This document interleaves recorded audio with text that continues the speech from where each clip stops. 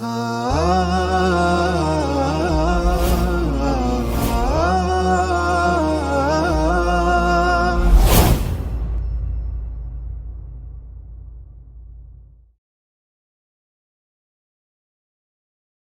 Ibu sekalian, sholat fardu atau 5 waktu dianjurkan dan dicontohkan oleh Rasulullah SAW agar dilaksanakan secara berjamaah. Sholat berjamaah artinya adalah melaksanakan sholat secara bersama-sama dengan adanya imam, lalu kemudian ada makmum yang mengikuti imam itu.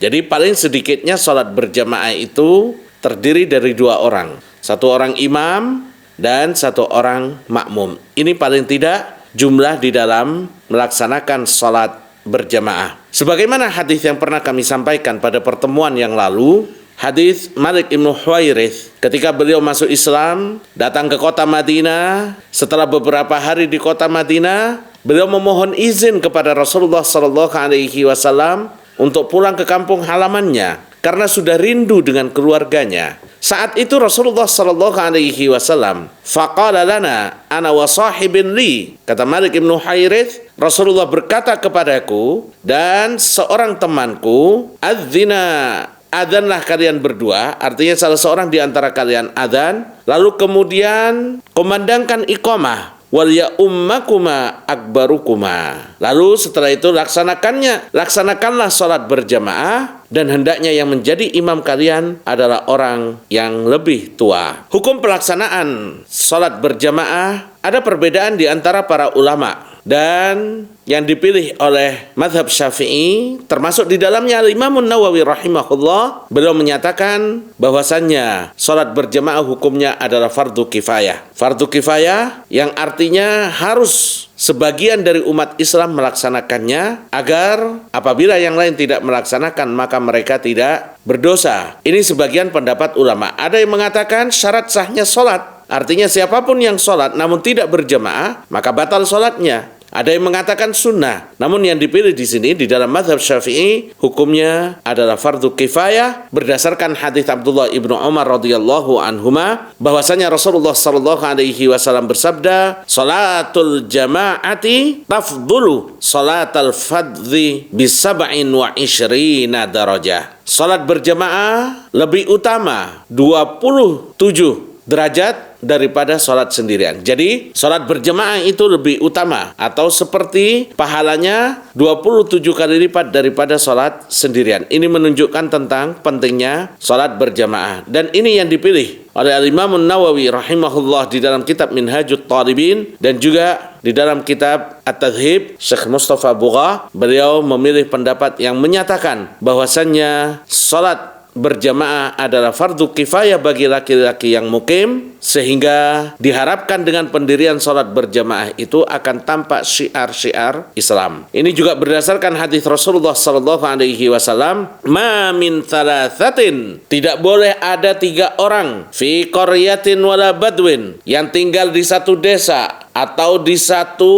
lembah, la tuqamu fihimus shalah, di mana mereka tidak menegakkan salat, illa qad istahwadha alaihimus syaitan, kecuali pasti tempat tersebut sudah dikuasai oleh setan. Ini anjuran untuk menegakkan salat berjamaah ketika ada 3 orang yang tinggal bareng-bareng, baik itu di desa maupun di badui, artinya nomaden, pindah-pindah. Kalau lebih dari 3 orang hendaknya melaksanakan salat berjamaah. Apabila meninggalkan salat berjamaah, kata Rasulullah SAW, mereka dikuasai oleh setan. Fa'alaika bil jamaah, dan hendaknya kalian bersama para jamaah. Fa innama ya'kulu dhi'bul qasiyata, karena sesungguhnya singa itu hanya akan makan domba yang sendirian. Kita bisa saksikan di film-film masalah tentang hewan, Bapak Ibu sekalian, harimau, singa, itu ketika mengejar mangsanya, dia tidak akan berani memangsa domba yang lari bareng-bareng atau di kelompok besar. Dia tidak berani memangsa kancil, rusa, atau kambing, atau sapi yang di kelompok besar. pasti yang dia kejar adalah kambing atau domba yang keluar dari barisan jamaah. Nah, Rasulullah Shallallahu Alaihi Wasallam menganjurkan kepada kita agar kita selalu bersama jamaah, agar kita dijauhkan dari godaan setan. Setan itu akan menggelincirkan mereka yang tidak bersama jamaah.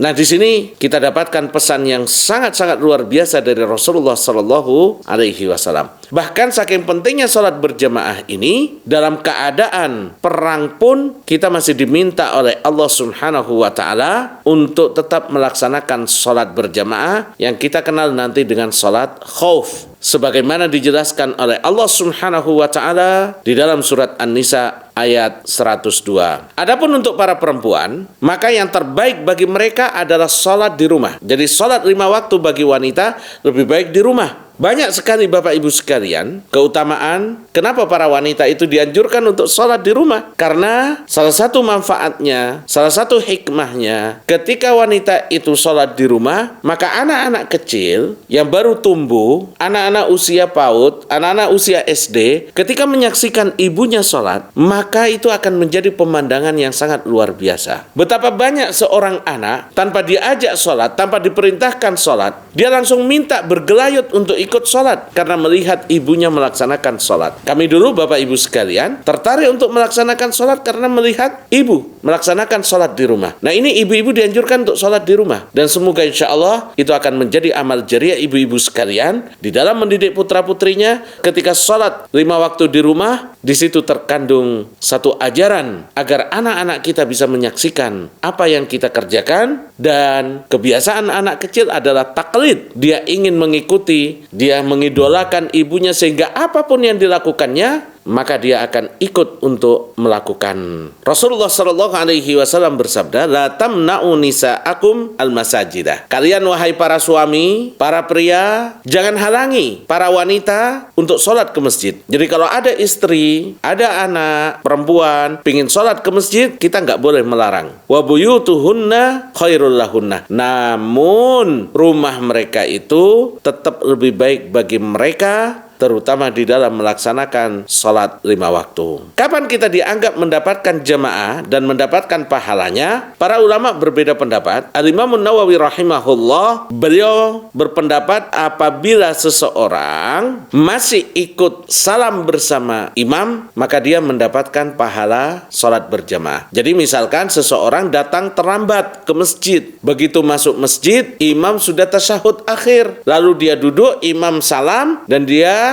masih mendapatkan imam salam itu, dia sudah duduk di belakang imam. Nah, ini sholat jamaahnya sah dan dia mendapatkan pahala sholat berjamaah. Sebagian ulama mengatakan la tasihhul jamaah, sholat jamaah itu tidak sah kecuali mendapatkan 1 rakaat. Jadi menurut pendapat kedua ini, orang yang datang di rakaat terakhir dan tidak mendapatkan rukuk di rakaat terakhir, maka dia tidak mendapatkan sholat berjamaah. Sebaiknya kalau ada imam sudah rakaat terakhir, untuk mereka yang merojihkan, menguatkan pendapat yang kedua, hendaknya menunggu sampai datang anggota-anggota atau makmum yang lain, lalu dia mendirikan sholat jamaah berikutnya. Karena menurut pendapat kedua ini, sholat jamaah sah apabila seseorang mendapatkan minimal 1 rakaat, rukuk di rakaat terakhir dia bersama imam. Namun dalam mazhab Syafi'i yang dikuatkan adalah selama seseorang masih bisa salam dengan imam, artinya waktu imam salam dia sudah berjamaah dengan imam itu, maka sholat jamaahnya adalah sah. Yuk ikut jadi orang tua asuh untuk lebih dari 5.000 penghafal Al-Quran.